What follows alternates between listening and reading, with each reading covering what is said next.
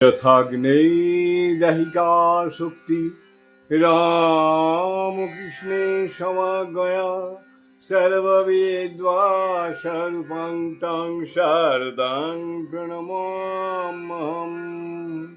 শতরূপে শারদা এই গ্রন্থ থেকে পাঠ চলছে।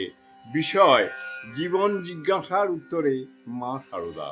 স্বামী ধ্যানানন্দ, প্রাক্তন সংযুক্ত সম্পাদক, উদ্বোধন পত্রিকা, কলকাতা।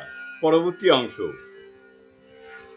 আজকের ভারতীয় জনজীবনে আরেকটি বড় জিজ্ঞাসা হলো, ভারতে বৈজ্ঞানিক সমাজতন্ত্রবাদ কায়েম হতে চলেছে কিনা।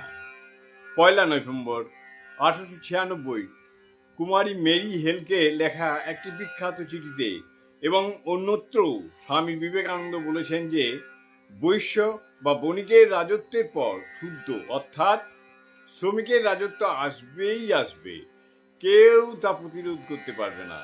ভগিনী খ্রিস্টিনো তার লেখা স্বামীজির স্মৃতিকথায় উল্লেখ করেছেন যে স্বামীজি বলেছিলেন পরবর্তী বৈপ্লবিক পরিবর্তন যা একটা নূতন যুগের অভ্যুদয় ঘটাবে তা আসবে রাশিয়া বা চীন থেকে। স্বামীজি এই উক্তির উদ্ধৃত করে খ্রিস্টিন মন্তব্য করেছেন যে স্বামীজি যে কালে ওই কথা বলেছিলেন তখন চীন বা রাশিয়ার অবস্থা যা ছিল তাতে দুনিয়ার মধ্যে এ দুটি জাত যে একটা নূতন যুগের সূচনা করতে পারে তা সাধারণ চিন্তাশীল মানুষের কাছে অসম্ভাব্য বলে মনে হয়েছিল।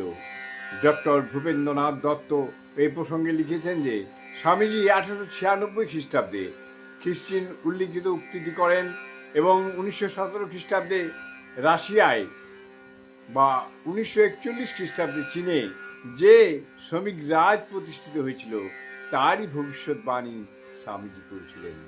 জয় শ্রী স্বামীজি, জয় মা, জয় মা।